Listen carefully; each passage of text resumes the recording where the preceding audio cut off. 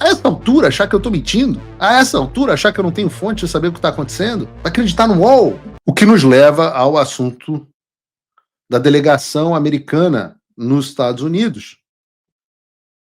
Porque nessa semana, dentro desse assunto da visita deles ao Brasil, muita gente desinformada ficou em polvorosa, dizendo que era mentira que a delegação americana se encontraria com o ex-presidente Bolsonaro, dizendo que o Flávio Bolsonaro tinha dito que só seriam discutidos assuntos sobre o crime organizado, e que, portanto, eu e o Eduardo Bolsonaro estávamos mentindo, e por aí vai. E eu falei que as pessoas tinham que ter um pouquinho de paciência, porque eu ainda não podia dizer o que tinha acontecido no programa de terça-feira. Mas que ao longo daquele mesmo dia ou do dia seguinte, na quarta-feira, as pessoas saberiam o que de fato aconteceu. E é óbvio que foi exatamente o que aconteceu.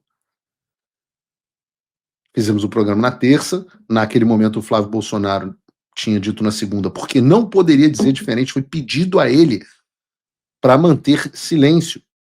Ele não poderia dizer que estava sendo tratado sobre sanções, não poderia ter dito, ele não poderia ter dito que tinha havido uma reunião com o presidente Bolsonaro. Mas reparem, tem uma pista naquele vídeo, que ele usa o nome do senhor Ricardo, e não fala do tal do David Gamble, que o pessoal chama aqui de Chip Gamble. Eu disse de novo no programa de terça-feira que o Chip Gamble, o David Gamble, não era a pessoa mais importante daquela delegação. E eu disse isso porque ele é, de fato, uma pessoa que faz parte da burocracia. Tem um cargo importante, mas ocupa a função de forma temporária, enquanto a Casa Branca não ocupa aquela posição de forma permanente. Então a gente não entende, mas quando você troca um governo, é muita gente que é nomeada, é muita posição. E muitas delas não são ocupadas, não foram ocupadas ainda pelo Trump. Mas elas precisam continuar existindo na estrutura. E daí você coloca uma pessoa de carreira para ocupar a função temporariamente. Aqui se chama de acting fulano. Acting é quando você está agindo como a posição tal, mas você não é a pessoa que ficará na posição tal. Ontem, eu vou dar um exemplo das pessoas que não foram nomeadas para vocês entenderem. Ontem, na Casa Branca, eu conversei com o embaixador americano para a OEA. A confirmação dele ainda não aconteceu. Eu acho, inclusive, que vai ser hoje. O Lee. Então, há diversas confirmações que precisam esperar o Senado. Nem o embaixador da OEA ainda foi analisado. Veja, o Brasil ainda não tem nem o nome para ser embaixador. Não tem nem o nome. Ainda não escolheram o nome para ser embaixador dos Estados Unidos no Brasil. Então, essas coisas acontecem mesmo. Agora, por que eu falei que a pessoa mais importante era o Ricardo Pitta? Porque ele tem uma função muito mais importante como senior advisor do hemisfério ocidental, que é o nosso hemisfério. Tinha até gente na rede social falando, senior advisor não é porra nenhuma, é pouco importante. As pessoas não sabem de quem se trata. A gente está falando de uma pessoa que foi assessor do Ted Cruz, depois foi chefe de gabinete do congressista McCall, que foi do Comitê de Relações, presidiu o Comitê de Relações Exteriores da Câmara dos Deputados dos Estados Unidos, e foi inclusive quando eu conheci o Ricardo Pitta e quando nós nos tornamos amigos justamente naquela audiência que eu fui testemunha, e aí hoje as pessoas entendem um pouco da importância daquele marco, né? Por questão de coisa assim. Então, quando o Trump se tornou presidente, a Casa Branca indicou justamente o Ricardo Pitta para lidar com esses assuntos específicos, para ser advisor de ditaduras na América Latina. Afinal, o cara é venezuelano. Então, entende de ditadura, né? Ele é naturalizado americano, nascido venezuelano. Tanto que foi esse senhor Ricardo Pitta o homem que idealizou e botou adiante o processo de sanção de visto para Cristina Kirchner e para sua família. Não tem a foto da reunião dele com o presidente Bolsonaro, não, Bruno? João, vai botar aqui? Esse cara foi o cara que idealizou a sanção contra Cristina Kirchner e a família. Este foi o homem que se reuniu com o presidente Bolsonaro. E eu digo para vocês, bastidores, foi uma reunião de mais de 2 horas. Obviamente, no que eu posso comentar a respeito, O assunto principal foi justamente crime organizado? Não, claro que não, não seja uma topeira. Vai sentar para conversar com o presidente Bolsonaro sobre PCC e crime organizado?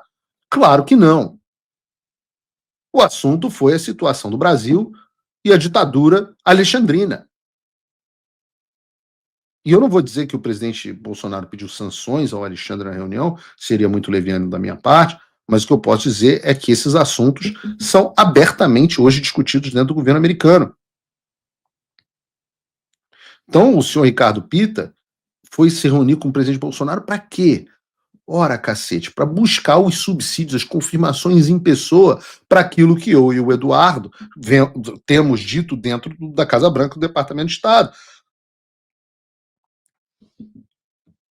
Para ele poder reportar ao secretário Marco Rubio, que foi ao Brasil e viu a situação que nós escrevemos a ele, e é absolutamente importante que isso aconteça, porque os americanos operam dessa forma. E vou dizer mais, hoje eu estou aqui soltando a franga, dando furo. Vou dar mais um furo que eu acho que não saiu em lugar nenhum. Pelo menos eu não vi.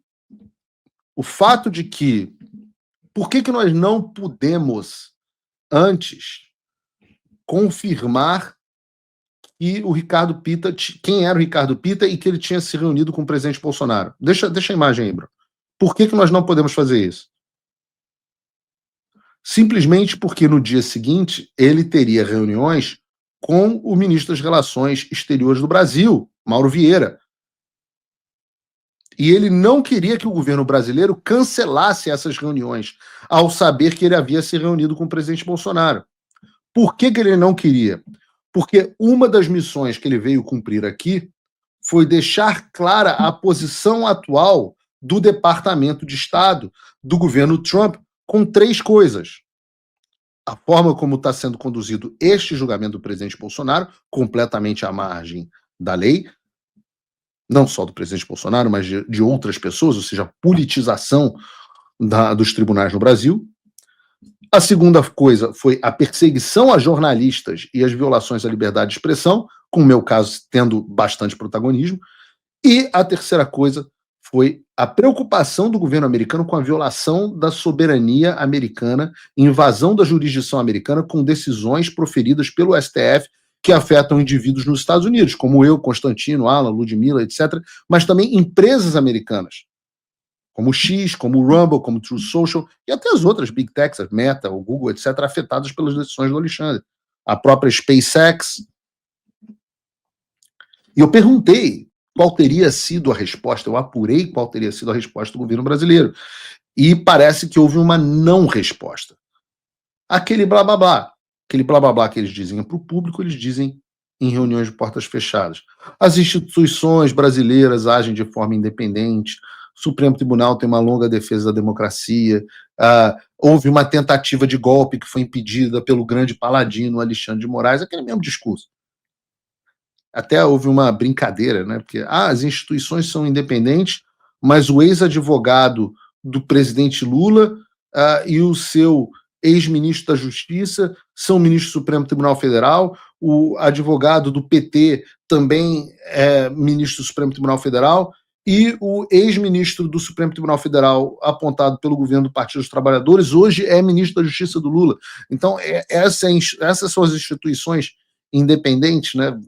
Uma brincadeira que foi dita de pessoas que estão cientes do que está acontecendo. A noção, a percepção é de que as pessoas no governo Lula ainda, a esquerda ainda está presa no mundo de 2024. E isso é muito bom para a gente. E as pessoas podem acreditar ou não no que eu estou dizendo. Acho que nada que eu reportei até hoje não foi confirmado. Ou foi, pelo menos, desmentido, né? De vez em quando, não sei, teve uma retardada que eu esqueci o nome. Vocês são mentirosos compulsivos. Tá aí. Eu falei que na terça-feira, eu falei que na quarta-feira as pessoas iam saber o real motivo da visita da delegação americana e, pum, na quarta-feira, na verdade foi terça-noite, eu acho, o presidente Bolsonaro postou a foto dele, essa foto aqui, bota aí de novo, Bruno, com o senhor Ricardo Pita. A essa altura, achar que eu estou mentindo, A essa altura, achar que eu não tenho fonte de saber o que está acontecendo? Acreditar no UOL? Trump voltou à presidência. E isso é um alívio, sem dúvida. Mas o que isso muda no Brasil? Nada, se ninguém fizer nada. A verdade é que a esperança não pode virar passividade. As coisas não vão se resolver sozinhas. E muito menos com textão e xingamento nas redes sociais. Não espere que alguém venha salvar o país por você. Se você não agir, ninguém vai.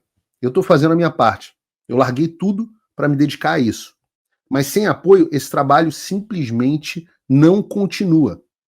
Quer saber como pode ajudar sem sair da sua rotina, sem sair da sua vida? Simples. Apoie quem está na linha de frente. Acesse www.paulofigueiredoshow.com/apoie e com apenas $5 por mês você mantém esse trabalho vivo. Se você puder mais, considere a possibilidade de se tornar meu patrono Gold e tenha acesso ao meu grupo privado no WhatsApp, onde você participa das discussões que guiam o conteúdo e muito mais. A diferença entre quem só assiste e quem faz parte da mudança é a atitude.